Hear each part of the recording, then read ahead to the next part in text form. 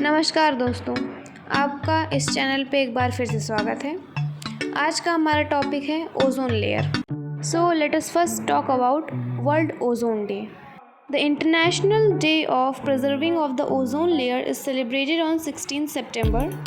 It was decided to celebrate this day on 16 September by UN members, that is United Nations members. यानी कि अंतर्राष्ट्रीय ozone संरक्षण दिवस या विश्व ओजोन दिवस 16 सितंबर को मनाया जाता है।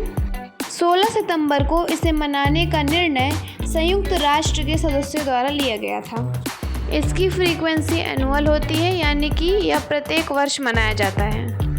First time it was celebrated in 1994। सबसे पहली बार यह 1994 ईस्वी में मनाया गया था। Ozone layer is found in stratosphere. Ozone layer stratosphere में पाया जाता है, जो कि अर्थ के एटमॉस्फेयर की दूसरी लेयर होती है, जिसे समताप मंडल भी कहा जाता है। Reason behind it's celebration. World Ozone Day aims to inform people about the significance of the ozone layer, along with how its depletion can have adverse effects on human health, ecosystems, and the environment.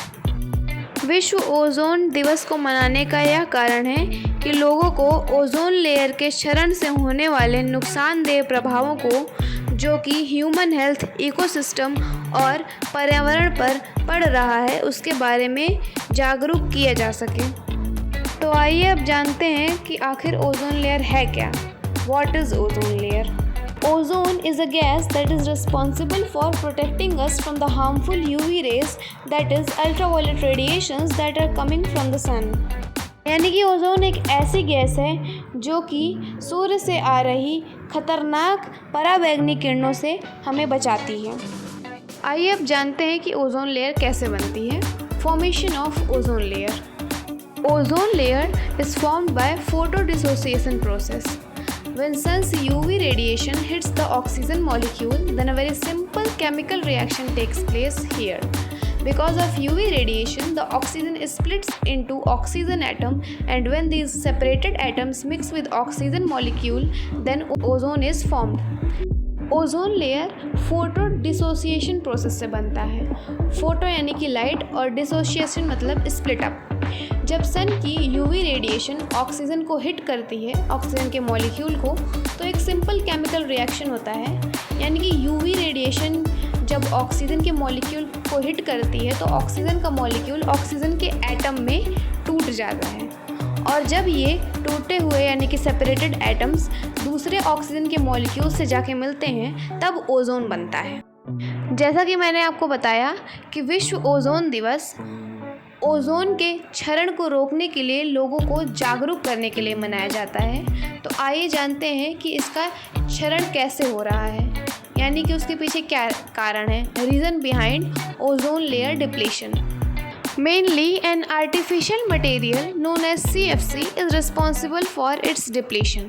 CFCs are used in refrigerators, ACs and etc. मुख्यतः देखा जाए तो ozone के क्षरण का सबसे बड़ा कारण CFC गैस होती है, यानी कि जिसे क्लोरोफ्लोरोकार्बन भी कहा जाता है। CFCs are very stable on ground, but the problem was when they would go into atmosphere and collide with sun's radiation, they would release chlorine into our atmosphere. And after the release of chlorine, a dangerous chemical reaction would take place. The chlorine gas reacted with ozone molecule and formed oxygen and chlorine monoxide. यानी कि CFCs ground पे बहुत stable होती हैं, लेकिन problem ये थी कि जब वो अर्थ के एटमॉस्फेयर में जाती थी और सन की रेडिएशन से कोलाइड करती थी तो क्लोरीन रिलीज़ करती थी, और जब क्लोरीन रिलीज़ होता था तो एक केमिकल रिएक्शन होता था जिसमें क्लोरीन गैस जो होती थी वो ओजोन के मॉलिक्यूल से रिएक्ट करके ऑक्सीजन और क्लोरीन मोनोऑक्साइड बनाती है। So the individual atom of oxygen were already present in the atmosphere, and this chlorine monoxide would react with the oxygen atom and would form oxygen molecule and chlorine. This was a cycle of the reaction, that is how the depletion of ozone layer takes place.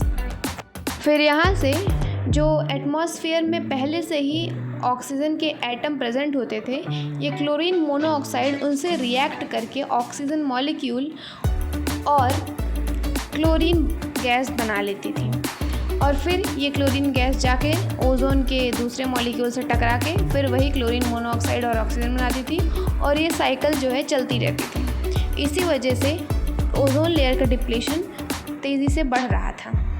अब आते हैं UV rays पे। तो 3 तरीके की UV rays पाई जाती हैं, जो कि UVA, UVB और UVC। Ultraviolet radiation A, ultraviolet radiation B, ultraviolet radiation C. लेकिन जो हमारी ओजोन लेयर है वो सिर्फ एक्स रे, गामा रे और UVC रेस को ही अर्थ तक पहुंचने से रोकती है।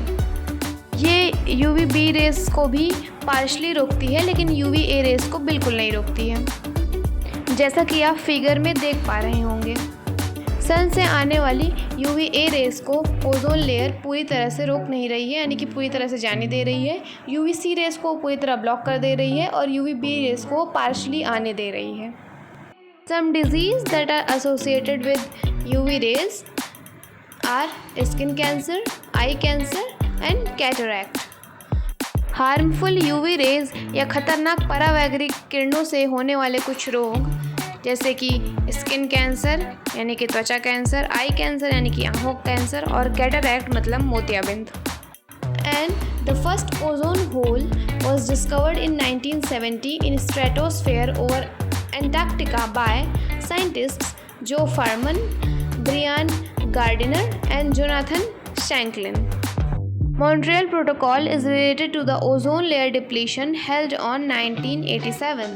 1987 ईस्वी में ओजोन लेयर के क्षरण के ऊपर एक मॉन्ट्रियल प्रोटोकॉल हुआ था और इस बार 16 सितंबर 2023 को जो विश्व ओजोन दिवस मनाया गया था उसकी थीम थी Montreal protocol fixing the ozone layer and reducing climate change.